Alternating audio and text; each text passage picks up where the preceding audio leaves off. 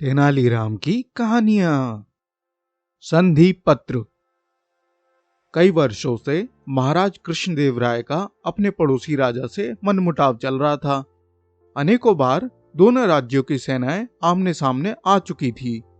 इस समय भी स्थिति तनावपूर्ण थी। तेनालीराम के विरोधियों ने सोचा क्यों ना इस मौके का फायदा उठाकर महाराज को तेनालीराम के विरुद्ध भड़काया जाए। सभी ने मिलकर सलाह की और एक दरबारी को यह जिम्मेदारी सौंप दी। एक दिन जब महाराज कृष्णदेव राय अपने उद्यान में टहल रहे थे कि वह दरबारी वहां पहुंचा।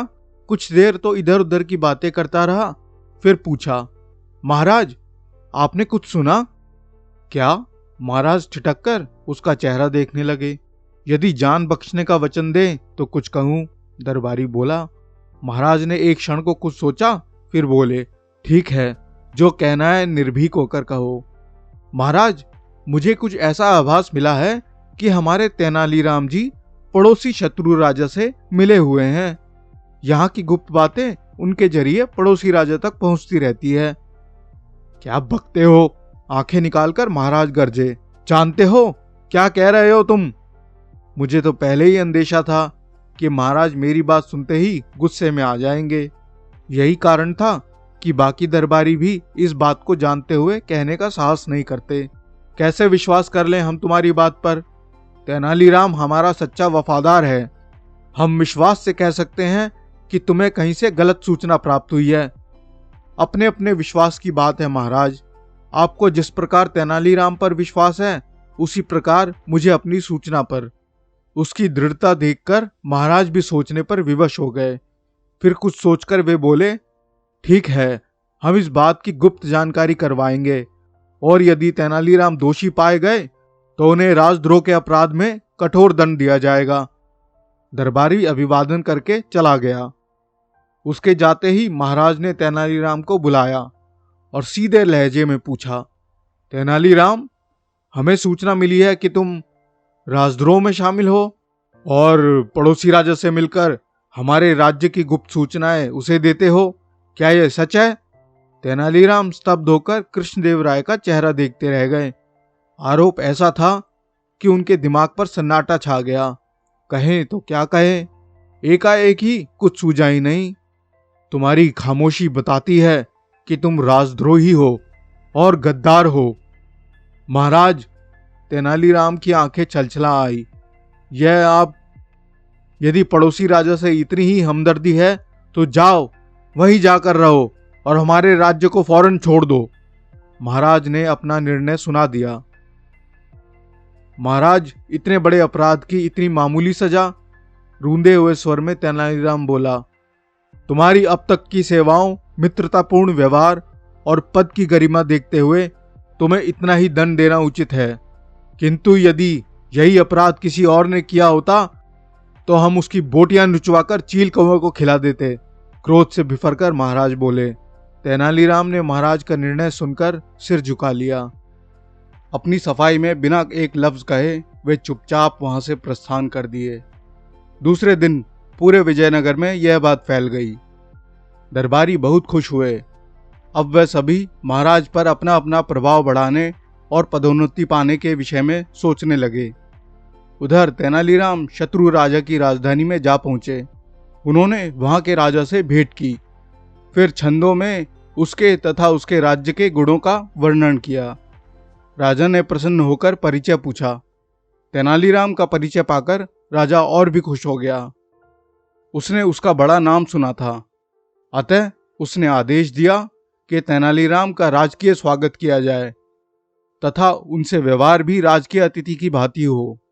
सारी औपचारिकताओं के बाद राजा ने उसे अपने करीबी सिंहासन पर बैठाया और बोला, तेनालीराम जी, आपके महाराज कृष्णदेव राय तो हमें अपना शत्रु समझते हैं, फिर आप कैसे इतनी निडरता से हमारे राज्य में चले आए? क्या आप अपने महाराज का कोई संदेश लेकर पधारे हैं? राजन, आप नेक, विद्वान, शक्तिशाली, सुयोग्य प्रशासक हैं, प्रजा का हित चाहने वाले हैं। वही गुण हमारे महाराज में भी हैं। वे आपको अपना शत्रु नहीं मानते, मित्र मानते हैं। आपके और हमारे राज्य में शत्रुता का जो भ्रम बना हुआ है, उसी के समाधान के लिए महाराज ने मुझे आपके पास भेजा है। क्या कहा? राजा चौंके। महाराज कृष्णदेवराय ने आपको हमारे पास भेजा है? परंतु हमारे गुप्तचरों के अनुसार तो वह हम पर हमला करने की तैयारी कर रहे हैं। राजन, ये गुप्तचरों की अज्ञानता है। हमारे गुप्तचरों का भी ऐसा ही कहना है। युद्ध किसी के लिए भी लाभकारी नहीं होता। इसी कारण सत्यता का पता लगाने के लिए हमारे महाराज ने हमें आपके पास भेजा है कि किस कारण आप युद्ध के लिए उतावले हैं। युद्ध तो हम भी नहीं चाहते।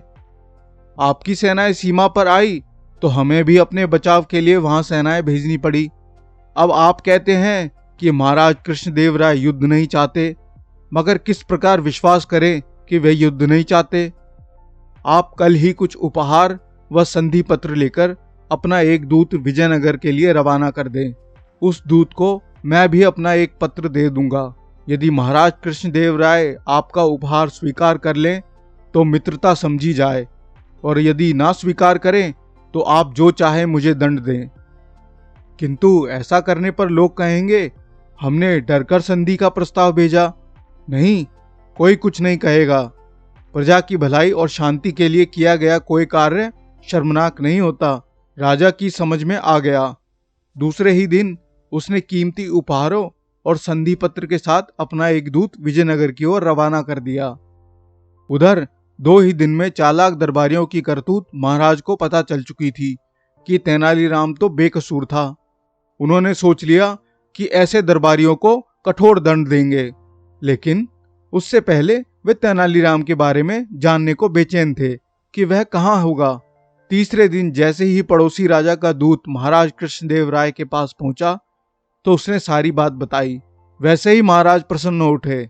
उन्होंने तुरंत एक मंत्री को उपहारों सहित पड़ोसी राज्य के लिए रवाना कर दिया और एक पत्र में यह भी प्रार्थना की कि तेनालीराम को सम्मान सहित हमारे मंत्री के साथ भेज दें। और जब तेनालीराम वापस विजयनगर पहुंचा तो महाराज कृष्णदेवराय ने उनको अपने सीने से लगा लिया। जिन दरबारियों ने तेनालीराम के विरुद्ध षड्यंत्र रचा था, उन्हें काफी शर्मिंदगी उठानी पड़ी। राजा उन्हें कठोर दंड देना चाहते थे, किंतु तेनालीराम ने उन्हें ऐसा करने से रोक दिया और कहा, महाराज, यदि ये लोग ऐसा न करते तो पड़ोसी राज्य से मनमुटाव कैसे समाप्त होता? आपको तो इनका उपकार मानना चाहिए। अपने प्रति अब भी तेनालीराम के मन में आदर देखकर उन सभी के सिर शर्म से झुक गए। तो जी, ऐसे हैं तेनालीराम। आप लोगों को ये कहानी कैसी लगी जरूर बताइएगा। कमेंट कीजिएगा, लाइक कीजिएगा, अपने दोस्तों के साथ शेयर कीजिएगा और मेरा चैनल तो जरूर सब्सक्राइब कर दीजिएगा। तब तक के लिए मिलते हैं अगली वीडियो में। Thank you.